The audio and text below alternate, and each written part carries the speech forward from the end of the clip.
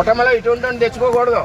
నీ ఎలక్షన్ కాకపోతే మన బాధ ఏంటంటే ఆయన ఒక శాసనసభ్యుడిగా చేసినటువంటి వ్యక్తి. నీ ఎలక్షన్ నీకు ఎన్నుపోటు పొడిచి నీ ఎలక్షన్లో నీకు డబ్బు ఖర్చు పెట్టి నీ ఎలక్షన్లో నీకు మందు పోస్తే అటు పవన్ కళ్యాణ్కి ఇవన్నీ చెప్పకుండా మేము ఉన్నాం. నేను జనసేన పార్టీకి సంబంధించినటువంటి జనసేన పార్టీ జిల్లా అధ్యక్షుడిగా ఉన్నాను.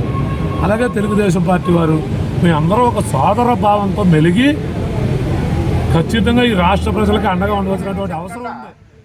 జాయిన్ చేసి వేళ వెనకుండి ముట్టికెళ్ళి తెలుగుదేశం పార్టీ మీద పడుతుంటే ఎవడు ఊరుకుంటాడు? సరే ఈరోజు అధ్యక్షుడు ఈ ఒక్క మీటింగ్లోనే ఇది జరగట్లేదు.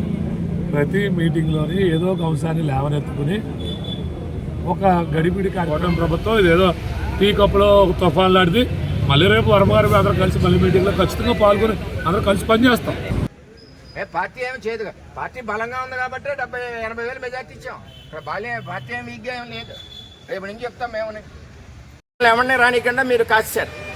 అందరూ గోలెడుతున్నారు అన్నగారు మా పరిస్థితి ఎలా ఉన్నారు. మీరు కొత్త టీం అంతా వచ్చేసి మీదడిపోతున్నారు. మాకు చేతగా కాదు, చాలా గట్టిగా పడా కమిషనర్ గారితో సహా మాట్లాడుతుంటే డైరెక్ట్ గా వాళ్ళంతా పడా కమిషనర్ చెప్పాడు, తప్పు అయిపోయిందండి, పొరపాటు అయిపోయిందండి, నేను చూడలేదని. గొడవ అక్కడితో అయిపోను.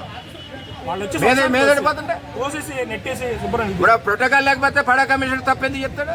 సారీ చెప్పాలని పనే వచ్చింది, గబగబా తీసేవలసిన పనే వచ్చింది. అది చాలా టూ మచ్గా ఉంది ఈ నియోజకవర్గంలో. మేము ఎక్కడ పుట్టి పెరిగా, మేము ఎక్కడి నుంచో దత్తలు రాలేదు ఇళ్ళకి లేదు. ఆఖరికి చంద్రబాబు నాయుడు ఒప్పుకున్న మా ఫోటో వద్దని నేను మట్టికి ఒప్పుకున్నా. కానీ నా లీడర్ 22 ఏళ్ళు ఆయనతో పనిచేసిన కుటుంబం ఇక్కడ తెలుగుదేశం పార్టీ. మా లీడర్గా అవమానం అయితే మేము ఎందుకు ఊరుకుంటాం? అలాగే మేము పవన్ కళ్యాణ్గా అవమానం అయినా మేము ఊరుకోం.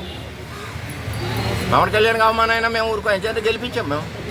వాడేంటి ఎన్నిపోటు పొడిచి వచ్చాడు, డబ్బు బచ్చి పెట్టింది దొరబాబు, మందు దాసింది దొరబాబు లీడర్ల ఇంట్లో, ఎలక్షన్లో ఎన్నిపోటు పొడిచింది దొరబాబు. ఇవాళ మట్టి చెరువులు తవ్వుకోవడానికి అప్పుడే 2 చెరువులు రాపత్రలో పెట్టాడు. మొత్తం టీం అంతా వచ్చింది. ఆడి మీద స్కామ్లు 150 కోట్ల స్కామ్లు ఉన్నాయి. ఎందుకు వచ్చే పార్టీలోకి? జనసేనలో ఉండి తొడగొట్టారు.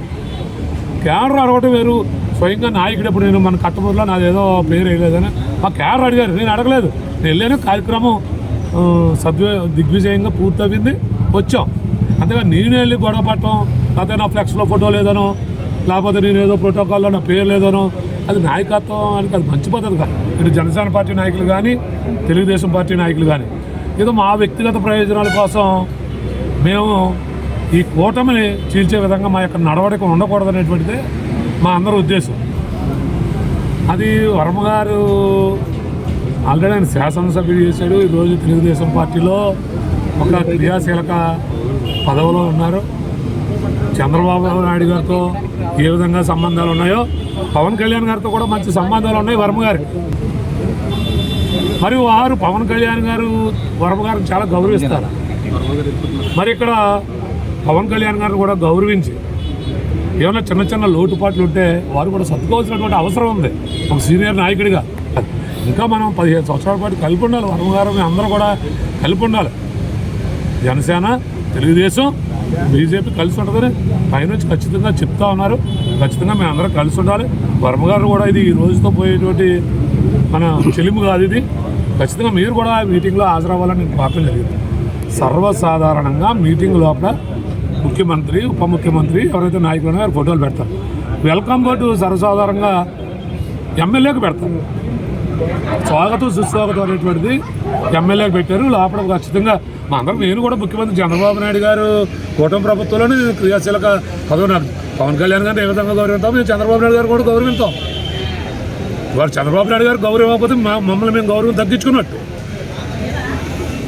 ఇది ఎట్టి పరిస్థితుల్లో మమ్మల్ని ఇద్దరం సమంగానే చూసుకుంటున్నాం. అటు తెలుగుదేశం పార్టీ నాయకులు అందరూ కూడా పవన్ కళ్యాణ్ గారిని బ్రహ్మాండం గౌరవిస్తారు.